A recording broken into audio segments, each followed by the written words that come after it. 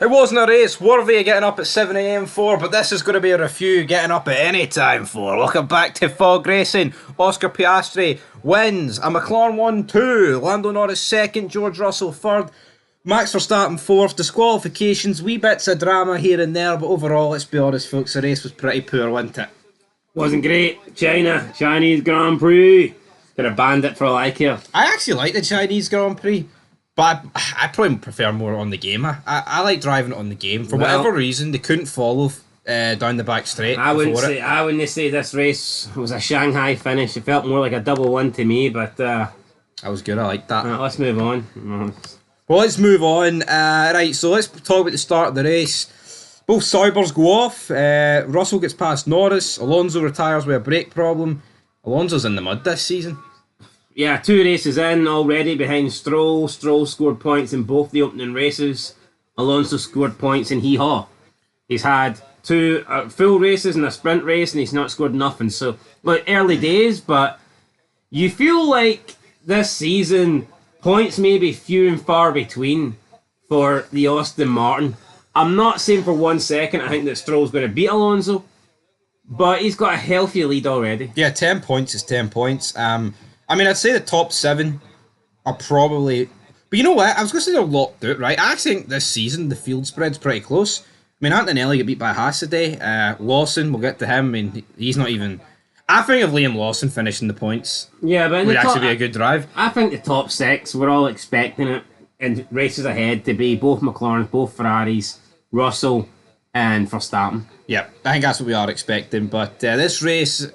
It quickly became a one-stop. You had a bit of battle in the race direction. The race director, the cameras were brutal, man. Show the fucking action, right?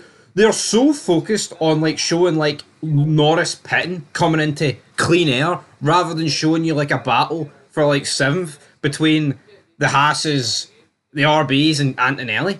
Why not show that? Well, one thing that's always pissed me off about F1 is at the end, they feel the need to show the driver that's winning. They show them for the second half of the last lap, even if they're miles in front, just to cross the finish line. Whereas you could be getting the closest battle for maybe 5th place down the field, or for even the last spot on the podium, and they don't show it because their fascination is with the winning driver. I get it, you want to show the winning driver cross the line. And see if there's nothing else happening, by all means, show the lead car in 1st place, show him on his final lap. But I think, see if there's battles for points or something like that, I think what you do, I think you just show that and then you can, momentarily cut away for 5 seconds just to show the winning driver cross the line with the checker and then go straight back to them. It was disgraceful in the last lap because Norris had a brake failure. Yeah, and but Russell took 8 seconds out of him. And they didn't fucking show it. Yeah, did not once show you Russell catching. I mean, think of the behind shots they could have showed. Would have showed Russell closing in, but we didn't see shit. And then they're showing Piastri across the finish line, and they're like, "Oh, Norris just holds on." And I'm thinking, what do you mean just holds on? I thought it would have been Russell holding on for Verstappen, but the cameras were that bad that unless you were constantly keeping an eye on the delta, you wouldn't know.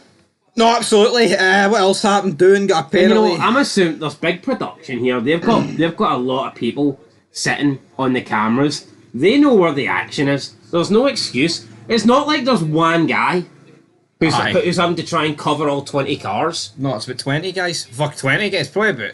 We were talking about probably a control room of 60 guys, man. Guys and gals, but the production...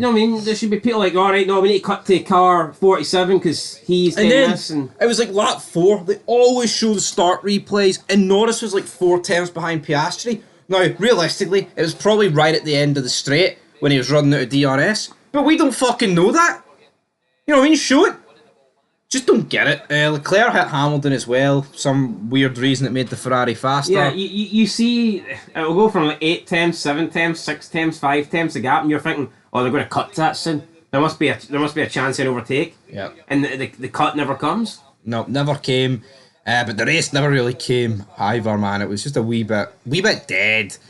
But yeah, it wasn't an awful race by any means. But what I hate about this is so many people get into F1 in 2021, right?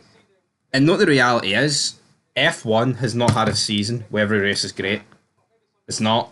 Even the best seasons, even 2021, people say about that. Even like 2012, What's right? that got to do with people getting into F1?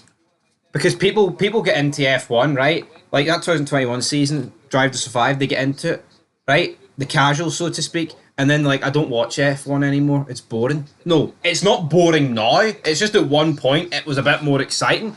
How many races do you get like this a season?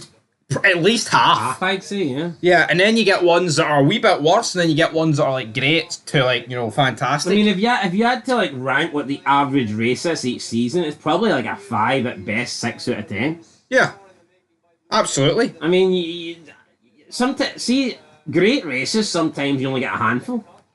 Yeah, I mean, you obviously get more races than ever now, Yeah, but I can't really recall off the top of my head, but I wouldn't be surprised if there's been I wouldn't be surprised if there's been seasons where I'd consider no race to be great.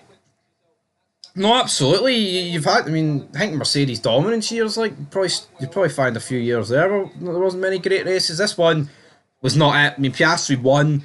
You had a lot of drama throughout the field in a sense of Hadjar and But doing. you know what? No matter how good races are, it's all about the title that matters, isn't it? Yep. See during Vettel's dominance, right? I know that there was 2 seasons the title went down to the line. The other 2 seasons he won easy. And I think that if you take away Vettel actually winning the title, I think 13 and 11 had good races, good battles. It was competitive. But at the end of the day, I mean, it wasn't competitive for the number 1 spot, and that's what matters. Yeah, and I think that's why this season's going to be good, because as much as I think McLaren are the fastest team, Russell and Verstappen are quite close. And I think if Ferrari, right, they need to sort it out quick, right? You can't be sitting on single-digit points when the rest of your rivals are on like 30 and 40 points, man. They need to seriously turn that around. So let's talk about that.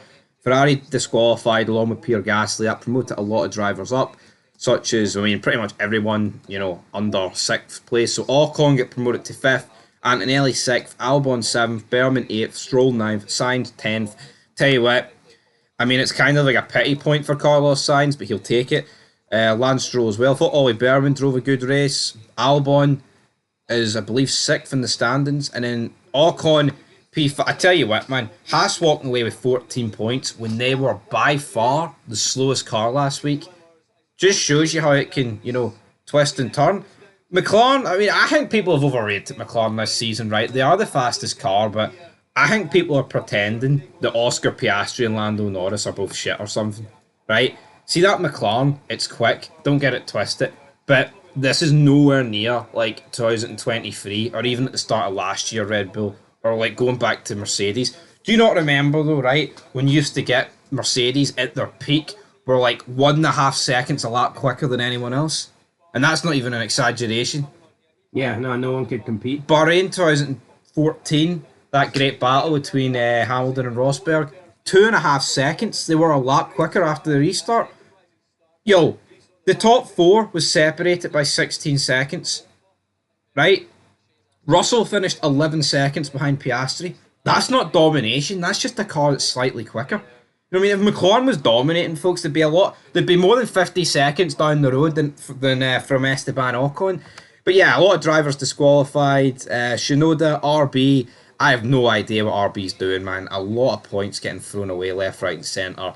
But we'll dive into the championship standings then, shall we? So Lando Norris sits on 44 points, 8 clear of Verstappen, 9 clear of Russell, and 10 clear of Piastri. 10 points separates the top 4. Do you think it'll be between those 4, or can you see the Ferrari boys doing anything?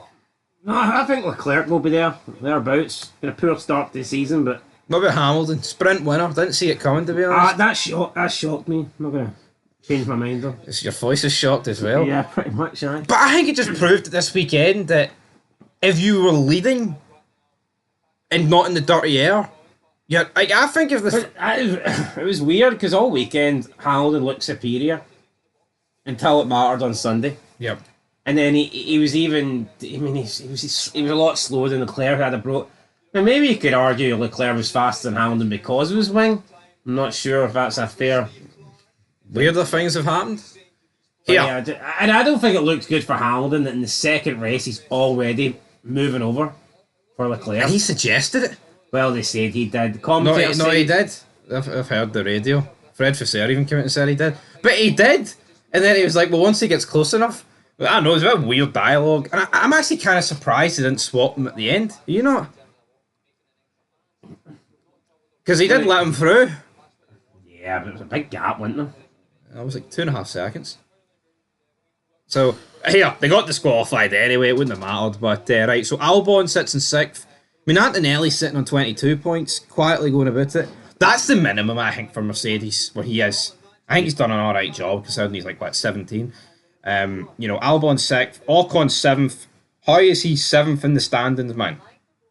Crazy. Stroll 8th with 10 points. Then you've got Hamilton on 9, Leclerc on 8, Hulkenberg on 6th, Berman on 4, Tsunoda on 3, Sainz on 1. We've got Liam Lawson in P17 of the Drivers' Championship, Max Verstappen on 36 points. What is your thoughts on Liam Lawson? Like, I'm not going to say Liam Lawson won't score points, because obviously at some point he will.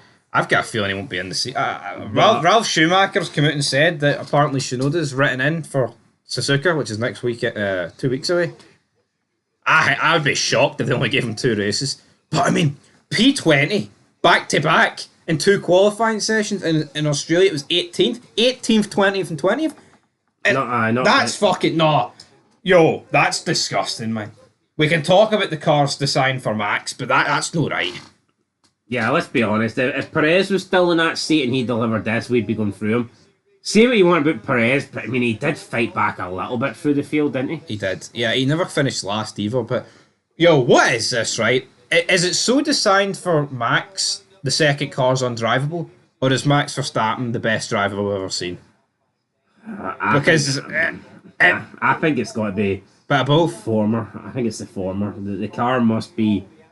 Max's driving style must just not be compatible with everyone else. But to the extent where it's... Because... Come on. No, but what happens, right? What happened if Max Verstappen left at the end of last year and they took Perez and Lawson?